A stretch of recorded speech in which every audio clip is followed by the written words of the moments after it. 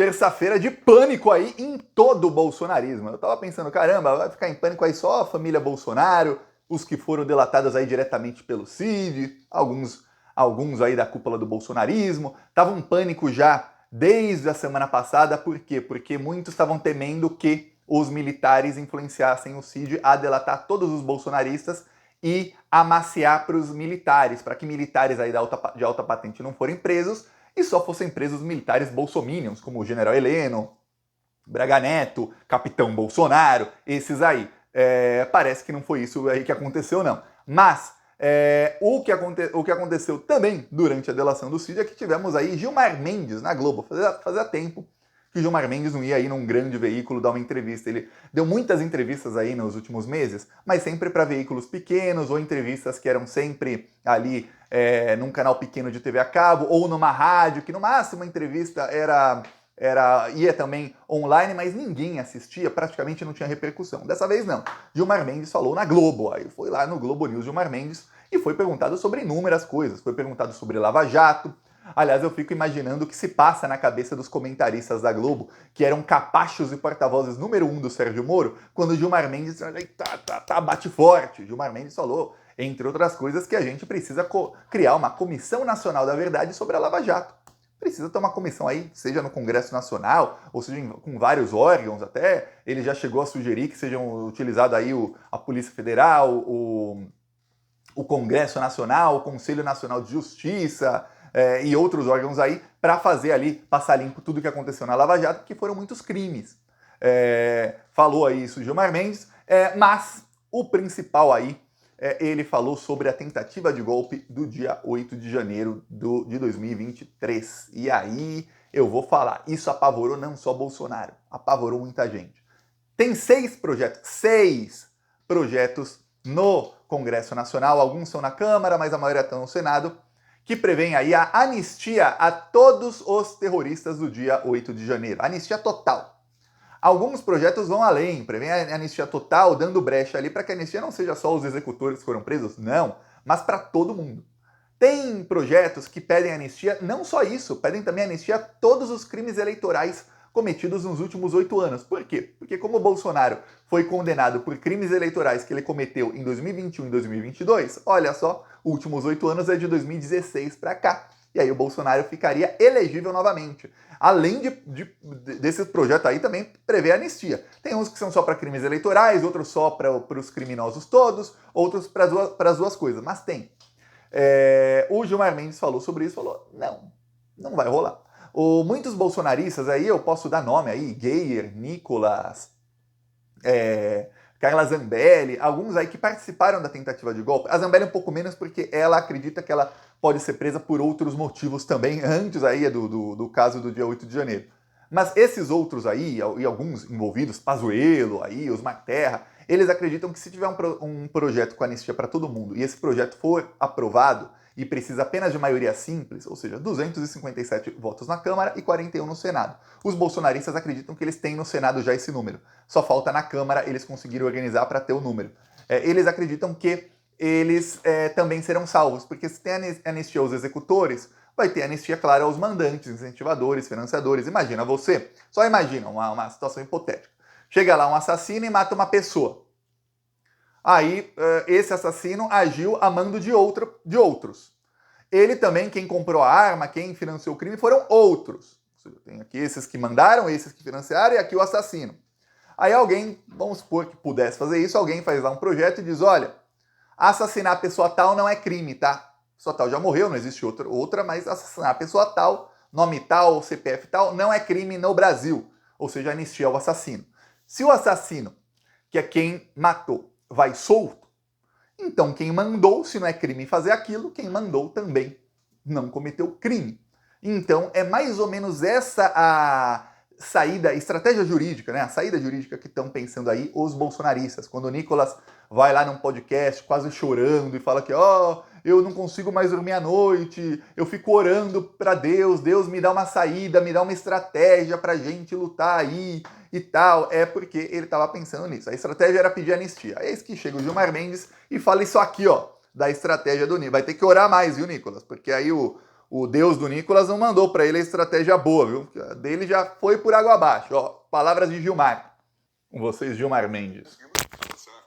Condenado. Como temos muita gente que foi inocentada, absolvida, e tudo isso já ocorreu. Não é caso, obviamente, de falar em anistia quando essas pessoas estão começando a cumprir pena. O que me parece, fazendo sempre uma leitura política, é que muitos imputam ao próprio presidente, ao ex-presidente, uma falta de solidariedade. Jogou essa gente na fogueira e foi para Miami. Né? Então, me parece que essa foi o tipo de mensagem para movimentar o seu establishment político, no sentido, vamos ter uma bandeira aí, uma bandeira de anistia, não para os autores intelectuais, mas para aqueles pequenos, né, que foram envolvidos nisso. Não tem cabimento anistia em relação a isso. São crimes extremamente graves, e a ministra Rosa, até quando visitou a Colmeia e a Papuda, ficou extremamente chocada, ela que é muito sensível, com... de alguma forma, o uso dessas pessoas, elas diziam a ela, mas nós não fizemos nada, nós só invadimos o Supremo Tribunal Federal. Veja, e ela tentando catequizá-los que aquilo era algo grave. Veja que é como se passasse uma esponja na mente dessas pessoas. Essa gente tem que responder também, os que o induziram, manipularam, fizeram pregação. Né? Nós nos lembramos todos, é impossível, de Braga Neto, indagado lá um dia na porta por essas pessoas, se eles continuavam. Tenham fé. Lembra-se da resposta? Não é? Então, houve... E me parece que um pouco essa proposta que apareceu na Paulista é uma tentativa de dizer, olha, nós estamos cuidando de vocês. Não estamos... Mas não estava pedindo para ele, para uma eventual anistia dele, o senhor acha? Se der certo, daí para lá, não é? Mas acho que, em princípio, se ficou circunscrito... Dizendo, pelo menos depois... Como a André falou, um primeiro passo? Também. Porque, obviamente, uma proposta de anistia nesse contexto, em que as investigações agora se colocam, com aquela participação na reunião, e veja, com participações de militares, Heleno falando coisas, o Paulo Sérgio fazendo ensaios. Veja que o Paulo Sérgio usa a expressão, nós tocamos agora na linha do inimigo. Sim. Não é? O inimigo era o TSE, não vamos nos esquecer. Veja. Pois bem, então o Gilmar Mendes está dizendo aí, não vai ter anistia. Ele sabe que o primeiro passo é pedir anistia para os executores, para depois o próximo passo é pedir anistia para o Bolsonaro e para todos esses parlamentares aí. Os parlamentares entenderam aí o que disse o Gilmar Mendes como o primeiro aviso, é um aviso público do Gilmar Mendes. Vamos lembrar que o Gilmar Mendes, ele é chamado para dezenas ou centenas de entrevistas aí, e ele escolhe as que ele vai, e ele escolhe muito bem o que ele vai falar. Ele escolheu ir no Globo News, justo no dia do depoimento do Tenente Coronel Cid, justo quando os bolsonaristas estão aí implorando por anistia. O general Mourão, horas antes do Gilmar Mendes começar a falar, o general Mourão estava no UOL, senador, general Mourão, e ele dizia que, olha, ele é o autor do projeto de anistia, ele dizia que tem que ter anistia, essas pessoas aí, elas não eram culpadas de nada, ou seja, a mesma versão aí que o Gilmar falou que os presidiários terroristas falaram, a gente não fez nada, a gente só invadiu e quebrou os prédios. Pô, como assim não é nada? O Mourão vai nessa linha de raciocínio, e aí ele diz, a gente errou, a gente tinha que ter admitido a derrota, mas é passado, tem que acabar isso e o Brasil voltar aí a se apaziguar. Sendo que esse pessoal que fala em apaziguamento é o mesmo pessoal que vai para os Estados Unidos dizer que o Brasil é uma ditadura. Qual apaziguamento que eles estão falando? Pois bem, a Polícia Federal não vai apaziguar nada e o Gilmar Mendes já falou, não vai ter apaziguamento nenhum. Não vai ter anistia alguma. Então esses parlamentares entenderam. O Gilmar mandou o recado de que esse projeto aí vai ser barrado lá no Supremo Tribunal Federal. Então se eles fizerem todo... é até bom que fica aí fazendo, colhendo assinatura, perdendo o cacife político aí, pedindo favores aos deputados do Centrão. Por favor, peita o STF pra mim. Fico te devendo 1, 2, 3, 10. Peita o STF, assina aqui o projeto de lei. Arthur Lira, pelo amor de Deus, pauta isso. Vamos supor que eles consigam. E seja pautado, e eles consigam que passe, e aí passa no Senado, aí o STF chega lá e...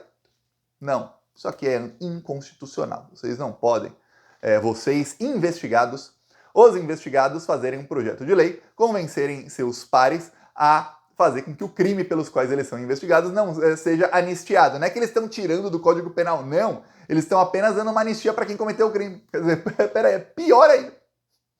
Você cometeu o crime tal? Não. Você ter cometido esse crime não vale. Se alguém no futuro cometer, do outro lado, aí vale. Se algum dos nossos também cometer no futuro, aí também não vai valer. Quer dizer, é isso que o bolsonarismo quer. E é isso que o STF já falou. O Barroso chegou a dizer que isso deve ser barrado no STF antes mesmo de começar a tramitar nas câmaras. Porque, obviamente, quando o Mourão tenta tramitar ali o projeto dele, entram alguns parlamentares governistas no STF e dizem, olha, estão tentando tramitar um projeto de lei aqui inconstitucional. Aí o STF já olha aquilo e fala, realmente não pode tramitar isso aqui, é inconstitucional, já está barrado. Querem perder tempo tramitando? Ok, vai em frente, mas não vai valer. Já está barrado esse projeto. Então, é isso o que deve acontecer nas próximas semanas, se é que eles vão levar a cabo essa estratégia, porque está um pânico aí dos bolsonaristas que estão sendo, que foram delatados aí pelo Cid como incentivadores. São vários parlamentares, são mais de 10, que são ali os grandes incentivadores do bolsonarismo,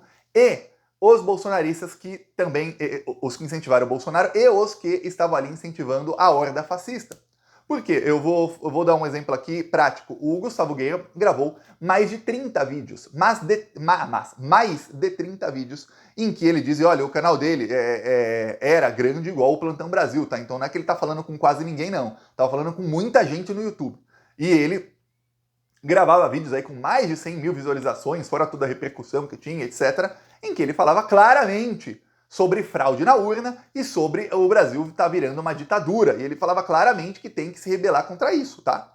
Gustavo Guerra, atual deputado.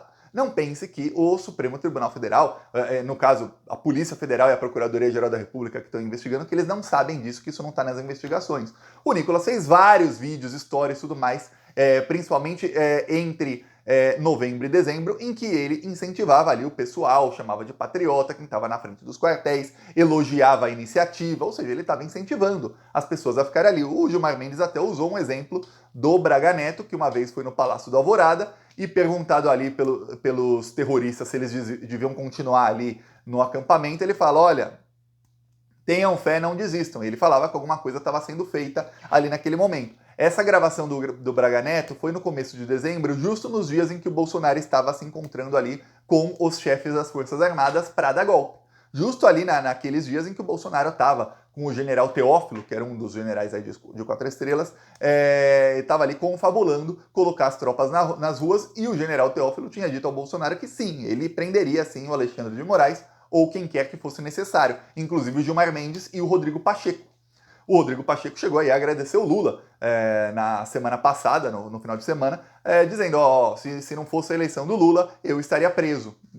A eleição do Lula me salvou da cadeia, disse o Pacheco. Alguns aí vão dizer, mas Thiago, as notícias dizem aí, a delação do Cid também diz que o Bolsonaro mandou tirar o nome do Gilmar Mendes e do Pacheco da lista de gente que seria presa. Ah, tá. Vai acreditar aí no Bolsonaro, na boa vontade do Bolsonaro. Ia ser todo mundo preso. É isso que ia acontecer. Só não seria preso quem batesse continência pro capetão. É isso que aconteceria aí na ditadura bolsonarista. Então, gravíssimo. Os ministros do STF estão a par disso. O que dá a entender, por matérias que eu vi na imprensa, em que ministros do STF falam em off, é que os ministros tiveram acesso a algumas provas que a gente não teve, tá? Exatamente, eles são ministros do STF, eles podem ter acesso a algumas coisas a mais, e o que dá a entender aí é que eles tiveram acesso a algumas coisas graves que a gente não sabe ainda. Então a situação desses bolsonaristas aí tende a piorar. No caso, olha só, o Cid falou aí que Michele e Eduardo Bolsonaro foram alguns dos incentivadores. Você tem aí a Michele Bolsonaro no dia 25, foi a que discursou por mais tempo no evento do Bolsonaro, e ela falou que tem que parar aí essa separação entre política e religião. Política e religião tem que ser a mesma coisa. O Brasil não tem que ser um Estado laico. O Brasil tem que ser um evangelistão. Ou seja, tem que ser um Estado evangélico, em que a Bíblia está acima da Constituição. É isso que está querendo a Michele. Se isso não é golpe de Estado, eu não sei o que é. Ou seja, a gente ser regido aí pela Bíblia. Mas não pelo que está escrito na Bíblia, como se aquele livro fosse uma Constituição. Não! Pela interpretação da Michele da Bíblia. O que ela interpretar da Bíblia, e até coisas que nem estão escritas ali, que ela interpreta, é o que vale, tá? E dos pastores ligados a ela. Chega um pastor e fala, não, mas isso aqui não é assim não, ó, tá escrito outra coisa. Não, isso não pode. Isso não é assim. Até distorce as palavras ali, se precisar eles rasgam umas páginas assim da Bíblia para tirar, ó, isso aqui tem coisa escrita que não agrada. Só falta isso. Pois bem, veremos aí o que vai acontecer. Tá um pânico total no bolsonarismo, porque agora muitos entendem, esse é o entendimento aí deles. Eles entendem que acabou aí a ronda de depoimentos com o Tenente Coronel Cid, com a nova delação dele, e que acabando aí todos os depoimentos, não tem mais aí, nossa, tá marcado mais um depoimento de não sei quem para dia tal. Não tá. Acabando isso aí, o que tem de acontecer são operações. Eu falei aqui na semana passada, até eu reitero o que eu falei. Falei, olha, A polícia, faz um pouquinho mais de um mês, pegou os celulares do Carlos Jordi. Deve demorar aí ainda mais um pouco para ter uma operação quanto a isso. Talvez tenha ainda hoje, talvez tenha amanhã, tá? Mas pode ser que demore. Pegaram ali celulares do Ramagem, computador, pegaram um monte de coisa aí também, faz faz um mês mais ou menos. Também deve demorar para ter operação quanto a isso. Então pegaram aí celulares, computadores, documentos com o General Heleno e com outros aí, também deve demorar para ter uma operação quanto a isso, tá? Geralmente demora aí algumas semanas. Tem vezes que a polícia pega ali, consegue umas provas, ali 4 ou 5 dias já volta e faz outra operação. Mas às vezes demora mais. Não sabemos. No bolsonarismo, o burburinho é que vai ter operação da Polícia Federal a qualquer momento. Alguns não descartam operações da Polícia Federal, não no horário comum, que o horário mais comum é de manhã, né? Mas operações sendo feitas aí à tarde ou à noite, tá? Lembremos que o celular do Ossef foi pego à noite. Porque alguns dizem aí, e isso já é uma coisa que já é falada na Polícia Federal há algum tempo, que os bolsonaristas eles estão esperando que haja operação, então pegá-los aí de manhã e tal, talvez não seja o melhor horário. Olha, pegaram os celulares do Ossef cheio de provas à noite. De manhã não pegaram nada. Olha só que coisa. Veremos aí o que pode acontecer. Eu peço a sua inscrição no canal, seguiremos aqui na luta contra esses malditos. Falou!